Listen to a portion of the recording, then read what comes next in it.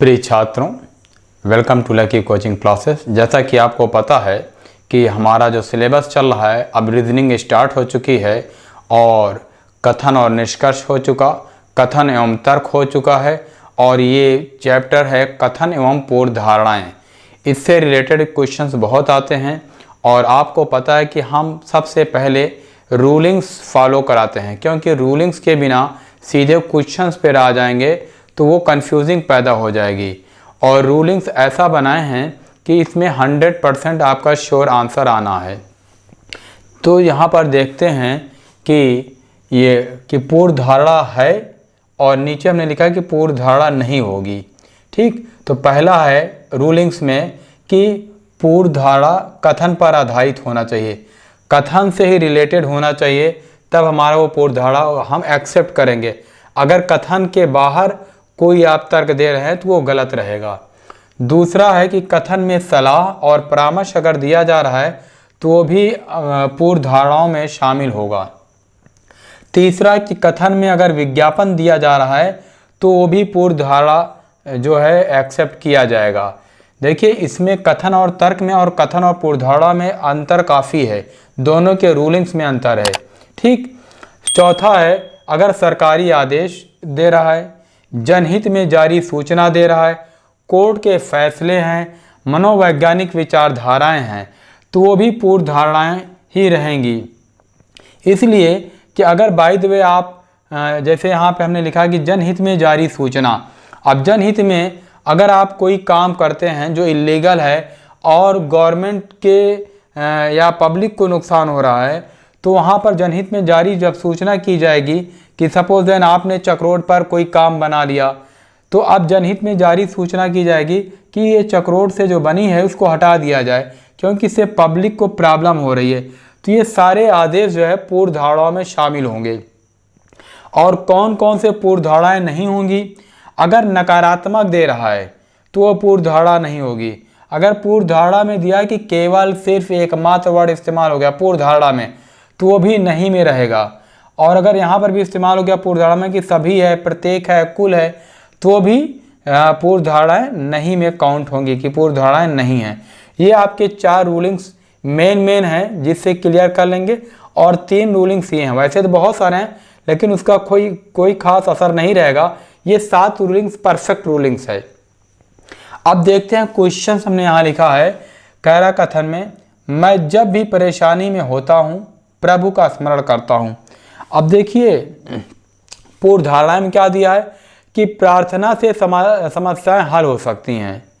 क्या आपको पॉसिबल लगता है कि अगर आप प्रार्थना करते हैं ईश्वर से तो समस्याएं हल हो सकती हैं? तो आप बोलेंगे कि बिना कर्म के नहीं हो सकती है, राइट? तो पहला तो गलत हो गया। दूसरा कह रहा है कि मनुष्य का परम कर्तव्य प्रभु की प्रार्थना है। देखिए, दूसरा जो पूर्व धारणा दे रहा है, यहाँ पर कथन में ये नहीं कहा जा रहा है कि प्रभु का स्मरण करना जरूरी है, बल्कि परेशानी के लिए कह रहा है कि स्मरण करना चाहिए। तो इसलिए ये भी जो है आपकी पूर्व धारणाएं गलत रहेंगी, क्योंकि कथन से हट कर जा रहा है। यहाँ भले आपको लग रहा है कि प्रभु का स्मरण करता हूँ और यहाँ प्रार्थना की बात आई, लेकिन यहाँ पर कथन में परेशानी के वक्त कह रहा है, परेशानी के समय में कह रहा है कि स्मरण करता हूँ। तो यहाँ दोनों आपके पूर्व धारणाएं नहीं हैं। तब आपका आंसर होगा ना तो एक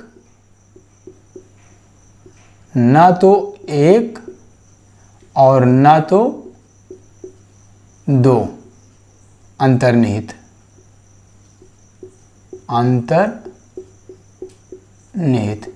दोनों पूर्व धारणाएं नहीं हैं। ठीक, विकल्प में जब रहेगा तो रहेगा कि अगर पूर्व धारणा 1 अंतर्निहित है तो 1, 2 अंतर्निहित है तो 2, या दोनों अंतर्निहित हैं तो तीसरा, या तो ना तो 1 ना 2 अंतर्निहित चौथा। इसी तरह से 4 विकल्प रहेंगे। यहाँ हमने सीधे उत्तर दिखा दिया, ना तो 1 है और ना तो 2 है, राइट? दोनों गलत हैं। दूसरा क्वेश्चन दे रहा है किसी शिक्षित व्यक्ति के जीवन मूल्य अशिक्षित व्यक्ति से भिन्न होंगे, ये कथन दे रहा है। तो अब आते हैं पूर्व धारणाओं को चेक करते हैं। शिक्षा का प्रभाव किसी व्यक्ति के जीवन मूल्यों पर पड़ता है। एकदम क्लियर बात है कि जो शिक्षित होगा उसका जीवन मूल्य थोड़ा सा तो सुपीरियर हो ही जाएगा। तो शिक्षा का मूल हर व्यक्ति के जीवन पर जरूर पड़ेगा।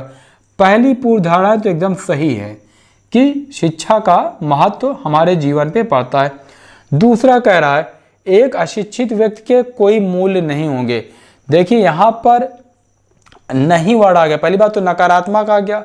नकारात्मक अगर पूर्व धारणाओं में आता है, देखिए यहाँ पर लिखे हैं हम कि अगर पूर्व धारणा में नकारात्मक आता है तो वो भी पूर्व धारणा नहीं होगी। और दूसरा ये है कि ऐसा नहीं कि अशिक्षित व्यक्ति का कोई मूल्य नहीं, उसका भी अपना मूल्य है, लेकिन शिक्षित व्यक्ति से कम। लेकिन यहाँ पर पूरी तरह से कहते हैं कि एक अशिक्षित व्यक्ति के कोई मूल्य नहीं होंगे, इसलिए दूसरा गलत। तब हम लिखेंगे कि पूर्व धारणा एक अंतर्निहित है, अंतर्निहित है। ये पूर्व धारणा एक जो है हमारा एक अंतर्निहित है, ये सही है, राइट। अब देखिए क्वेश्चंस नेक्स्ट। कथन में कह रहा है हमें गलतियों से डरना नहीं चाहिए, पर हमें उन गलतियों से सीख लेनी चाहिए। देखिए यहाँ पर गलतियों के बारे में कह रहा है कि बिल्कुल नहीं डरना चाहिए, और अगर जो डरेगा तो वो कोई वर्क कर भी नहीं पाएगा।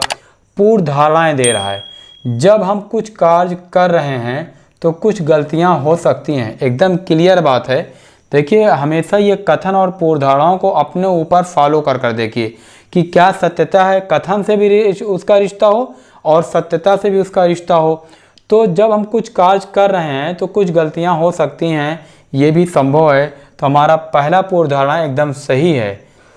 दूसरा कह रहा है कि हम अपने गुजरे हुए समय से लाभ उठा सकने में समर्थ हैं और गलती रहित कार्य करने के अवसर बढ़ाते हैं। देखिए जो हमारी पास्ट में गलतियां होती हैं तो हम उससे लाभ उठाते हैं। लाभ अब आप सोचेंगे कैसे उठाएंगे, हम उसमें सुधार कर लेते हैं। जहाँ जहाँ गलतियाँ होती हैं तो जब सुधार हो जाता है तो वही होता है कि हम लाभ उठा रहे हैं।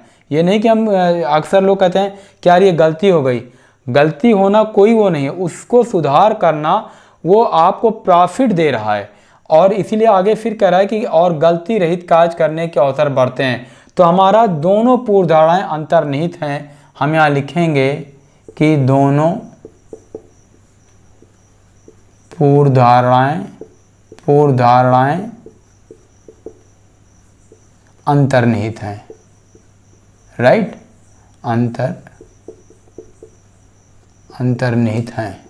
ये अगला क्वेश्चन कह रहा है कि हमारी 30% छूट की पेशकश का लाभ उठाने के लिए यहाँ 31 अक्टूबर से पहले दाखिला लें। एक कोचिंग क्लास का ये विज्ञापन है। विज्ञापन के बारे में बताया गया है कि हम विज्ञापन जो भी आएगा उसे पॉजिटिव में रखेंगे। अब पूर्व धारणाएं कह रहा है कि छूट की पेशकश अच्छे छात्रों को भी आकर्षित करेगी। एकदम सही है कि जब छूट दी जाती है तो अच्छे छात्र जरूर आते हैं। दूसरा कह रहा है कि जो छात्र कोचिंग क्लासों की फीस देने में असमर्थ हैं वे भी इस क्लास में शामिल हो सकते हैं। देखिए यहाँ पर फीस का कोई वो नहीं है, जो पढ़ने वाले होते हैं उनको छूट मिलती है तो और नहीं मिलती है तो वो कोचिंग की तरफ, स्कूल की तरफ आते ही आते हैं। तो हमारा ये पहला पूर्व धारणा एकदम सही रहेंगी। दूसरा जो कह रहा है कि इसमें फीस देने में असमर्थ हैं वे भी इस क्लास में शामिल हो सकते हैं। अब जब फीस देने में असमर्थ हैं तो 30% छूट की वजह से वो 70% फीस फिर भी नहीं दे पाएंगे और उनको इंटरेस्ट भी नहीं आएगा। तब हमारा होगा कि विज्ञापन में ये पॉजिटिव है कि आकर्षित करेगी सिर्फ अच्छे छात्रों के लिए। चाहे जितनी भी आप स्कीम निकाल दें, जिसको पढ़ना है वो पढ़ेगा, स्कीम निकले तो और ना निकले तो। और जिसको नहीं पढ़ना है वो आप चाहे स्कीम निकालें और चाहे ना निकालें। तब हमारी पूर्व धारणाएं, पहला हमारा पूर्व धारणाएं एक जो है अंतर्निहित है, अंतर्निहित है, राइट। तो ये जितने भी कथन और पूर्व धारणाएं हैं इसको क्लियर करने के लिए जो रूलिंग्स हमने फॉलो कराया है आप उसी को फोकस करेंगे तो पूरा कथन और पूर्व धारणाएं एकदम क्लियर हो जाएगा। आई होप कि ये कथन और पूर्व धारणा का जो हमने चैप्टर पढ़ाया ये आपको अच्छी तरह से हम समझाने की कोशिश किए हैं और उम्मीद है कि आपकी समझ में भी आ गया होगा। Thank you for watching.